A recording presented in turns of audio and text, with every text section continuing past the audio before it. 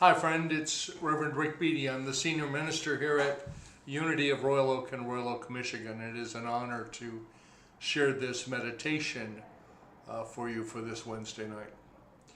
And this week I'm going to share with you a reading from Myrtle Fillmore's book, Healing Letters.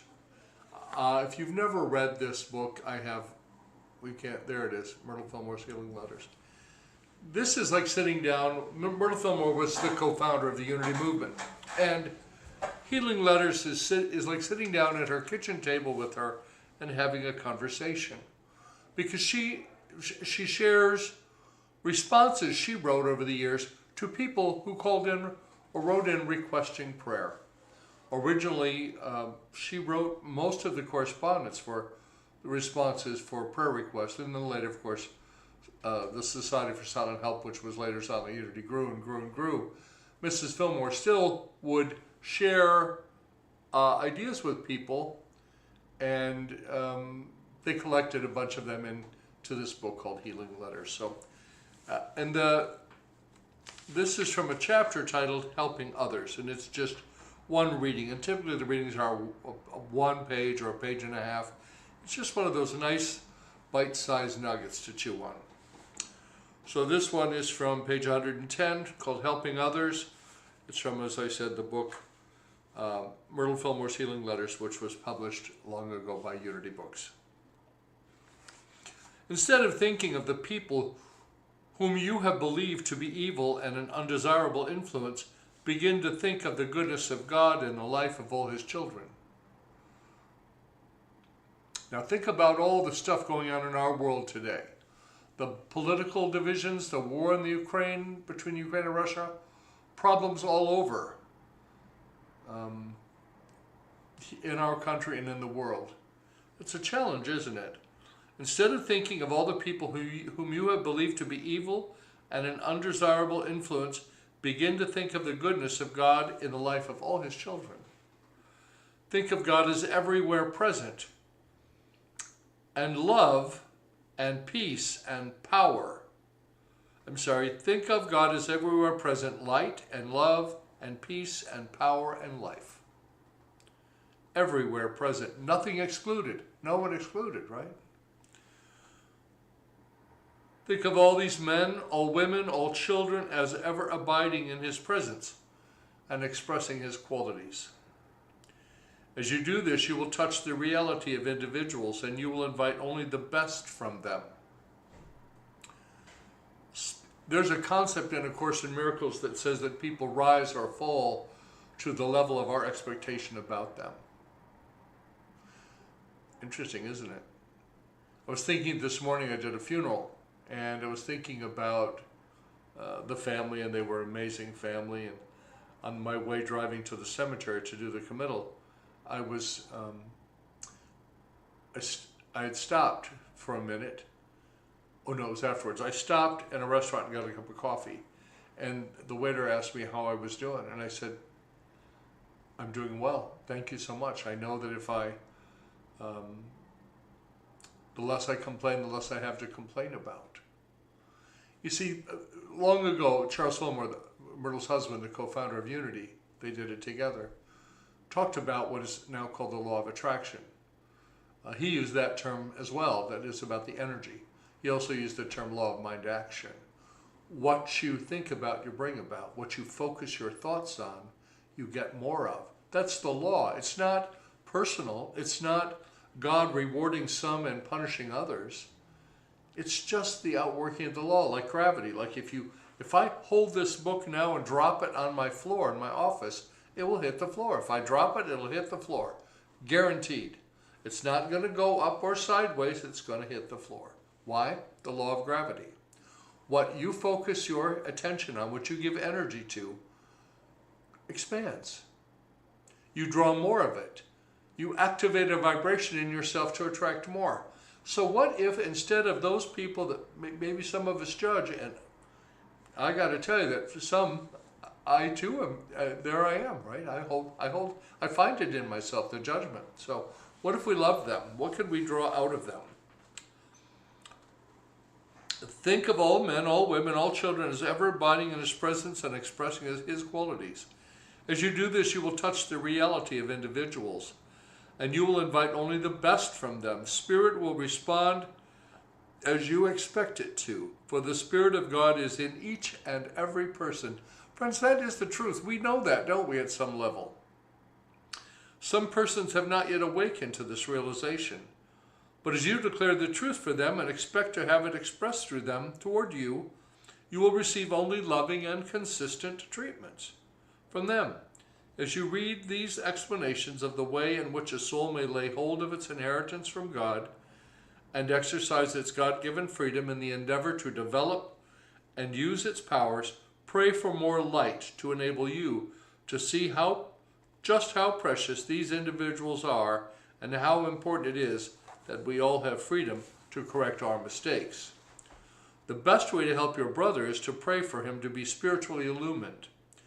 Then if he has come to a place in his soul development where he is ready to accept truth, he will have an understanding and a desire to seek the indwelling Christ. It is never wise to try and force truth upon anyone. Place your brother lovingly in the hands of the Father and know that his own indwelling Lord will take care of him until he is open and receptive to ideas of truth. I've been a Unity student for somewhere around 45 or 46 years. Well, 46 years, I think.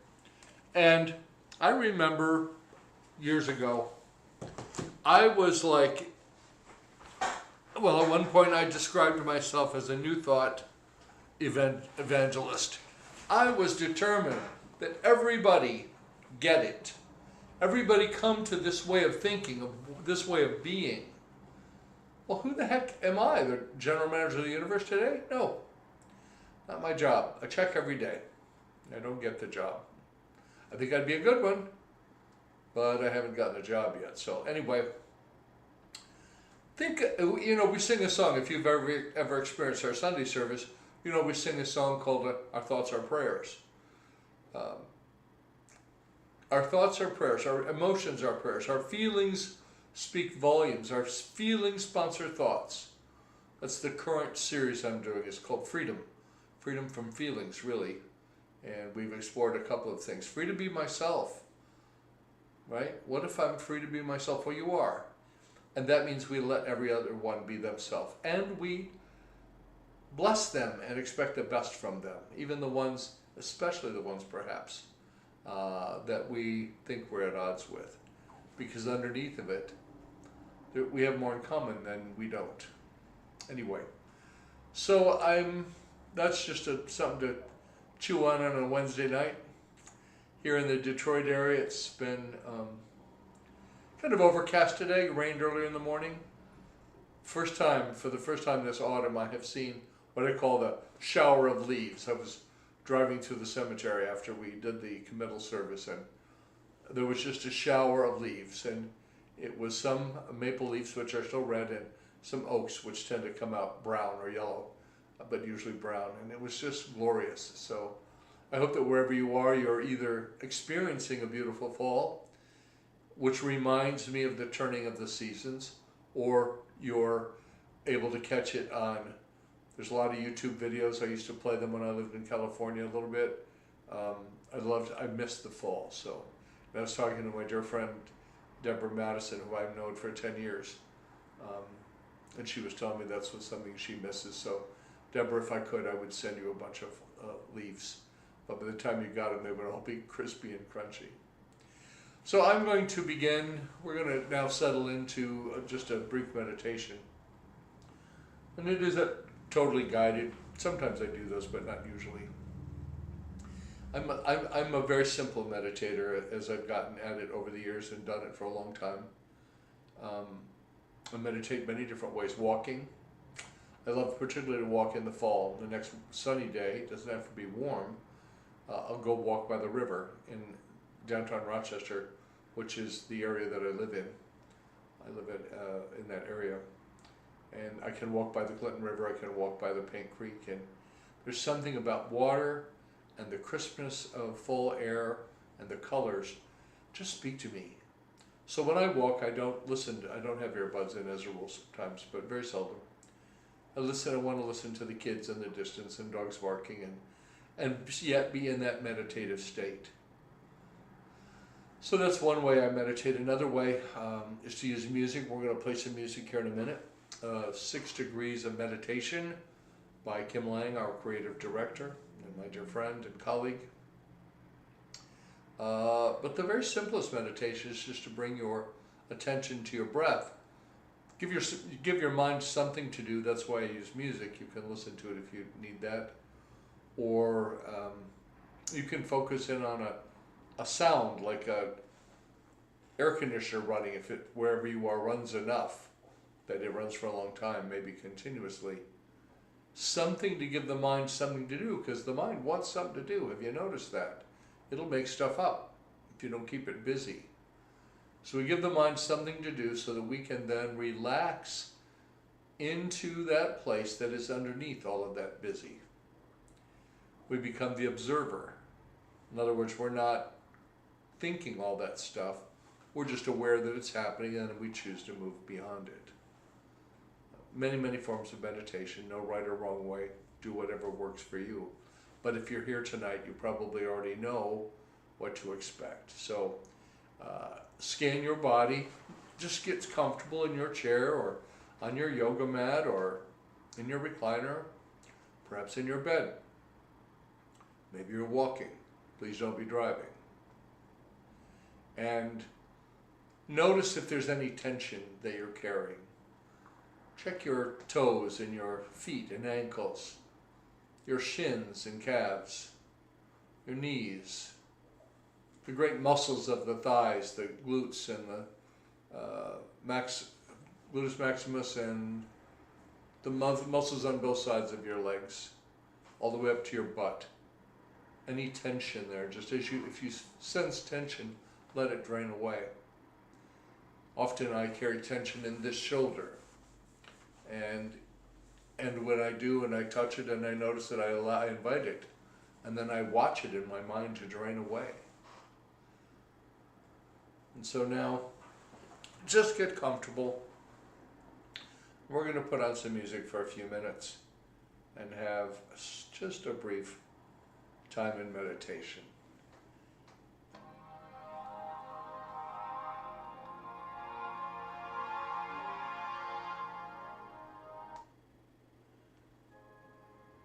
And we start with a few, I like to do 3 deep breaths. Deep breath in, sigh it out.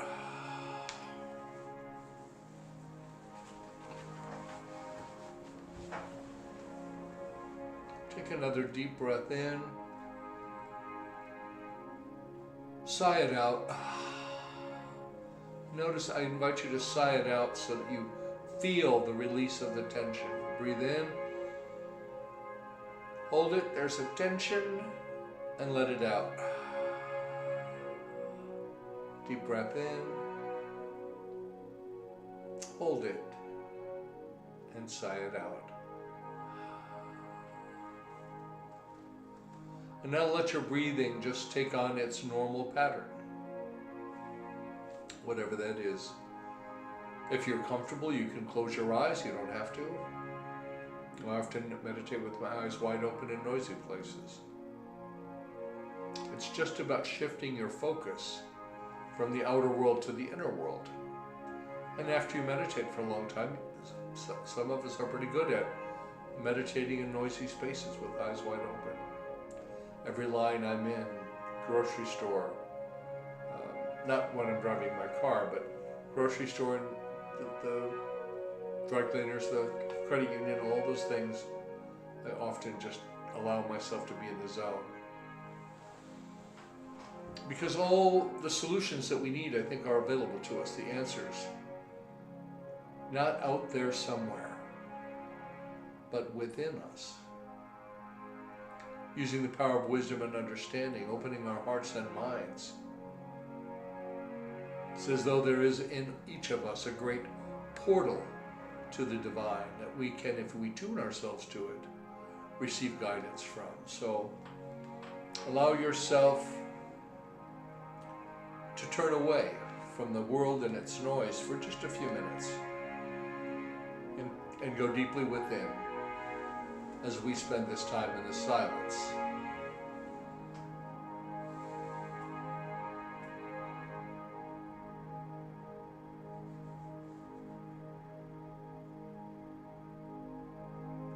And like I said, you can have your eyes open, you can have them soft focused.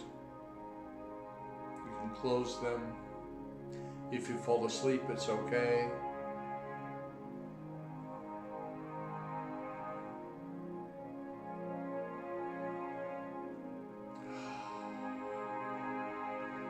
And with each breath, allow yourself to be more relaxed. Notice how your body is adjusting itself and adapting to the most comfortable seat that it can wherever you are right now.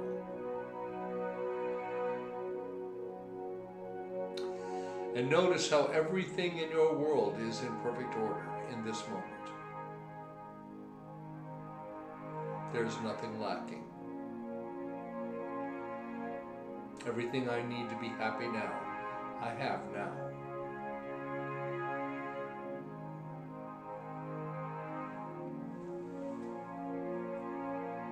Again, just every breath allows you to relax a little bit more. As you surrender for a few minutes, your agenda, your schedule, the busy mind, let it listen to the music, let it focus on your breath.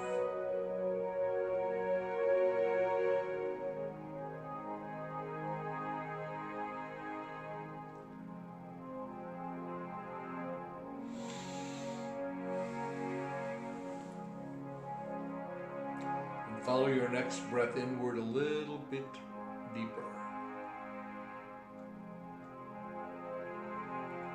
And should you hear any noise that startles you, from where I am doing this meditation or from where you are receiving it, let it simply be a reminder to turn within. Let nothing get in the way of your connecting and communing with the Christ in you, for that is the place of power for you.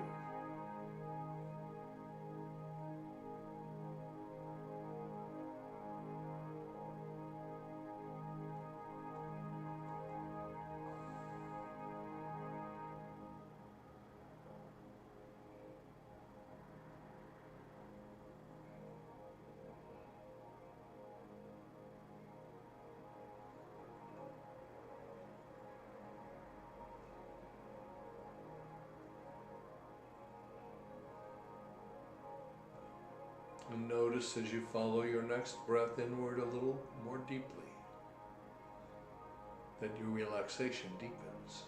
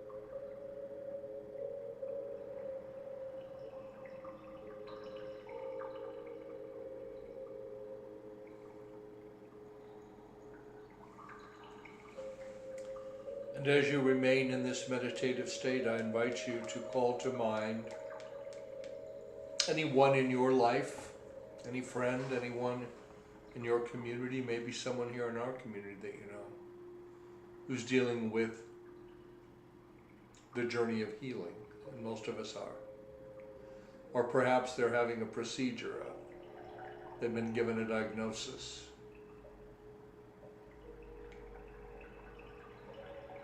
We don't have to know how to heal them. Spirit knows, the life of God in them knows.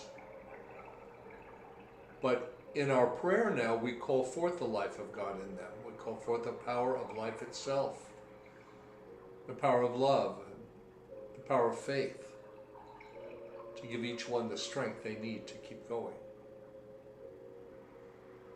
Whether the healing need is physical, emotional, mental, or spiritual, doesn't matter. The same treatment, the same mind treatment,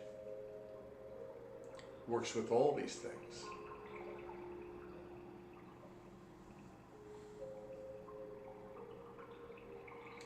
And call to mind the world that we live in, that we're a part of. It's not really some place we live on, but we're a part of it, this biosphere. And there are all kinds of things going on. Hundreds of homes still flooded out in Florida. And I just read in a news article that some of them will remain flooded until Thanksgiving or later, because the river drains slowly. Let's see the river draining a little bit more quickly, draining the water away.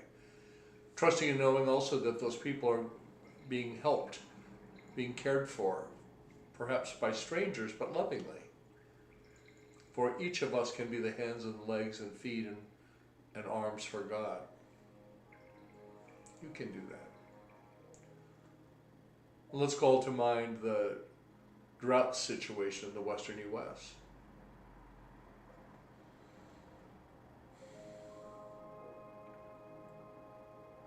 And we bless all those dear ones who are concerned about water, concerned about food.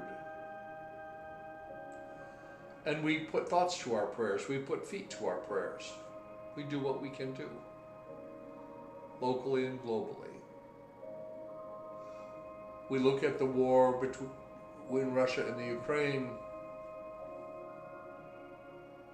We may not be able to directly solve that, but we can, in our mind's eye, see, bless everybody involved, both sides of this conflict. And we can dial down the rhetoric. It starts in our minds, we can dial it down in us, we can let go of the judgments in us. And we do. Almighty, everlasting, eternal, loving Spirit, we give thanks for your presence with and in us. We give thanks for our ability to connect with each other, to communicate, and to commune with you. We know that there is no distance or time and space in spirit. And we know that love is the most powerful force on the planet. So we wrap the planet in love. And every single person we know, and every situation we're aware of, and all the ones we're not, we bless them and we call forth the highest and best. We know that we human beings are capable of shaping the world that each of us live in, thought by thought and word by word and feeling by feeling. We add to the shaping of the thoughts by calling forth the best in everyone, including ourselves. So it is, so be it. Amen.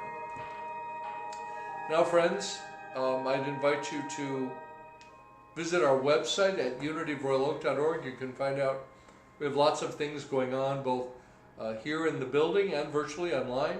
Some things are hybrid, that we do both as we can. And what helps us make those things possible is your financial support.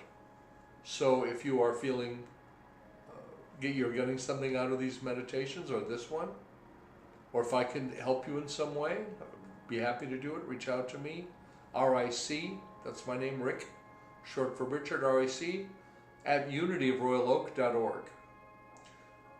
You can visit our website at unityofroyaloak.org. Look at our calendar, lots going on. You'll also find there the donate button to make an investment in this ministry. And whatever you're doing, wherever you are, however you think of the divine presence, we're here to encourage you. Remember, friends, that the light of God surrounds us. The love of God enfolds us. The power of God protects us, and the presence of God watches over us. Wherever we are, God is. Wherever you are, God is. Wherever I am, God is. All is well. Namaste.